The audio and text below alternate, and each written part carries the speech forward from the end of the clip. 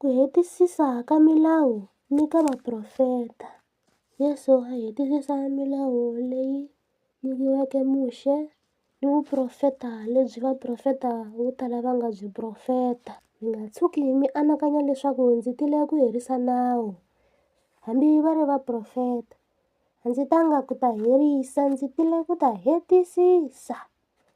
Hikuva kunene ndza mi byela ndzi ri, tilo ni misava swi ku swi hundza, hambi yi ri yin'we ni valanyana hambi ri ri rin'we ra nawu, swi nga ka swi nga hundzi ku nga si endleka swilo hinkwaswo. Hikwalaho laha tlulaka wun'wana wa milawu leyitsongo leyi, kutani a dyondzisa vanhu ku endlisa sweswo, ku ta vuriwa lontsongo eku fumeni ka matilo.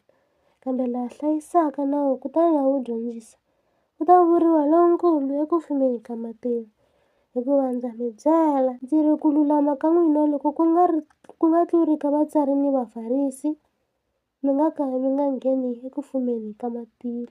Hikuva ndza mi byela ndzi ri loko ku lulama ka n'wina ku nga tluri ku lulama ka vatsari na vafarisi, a mi ngheni efumeni wa matilo.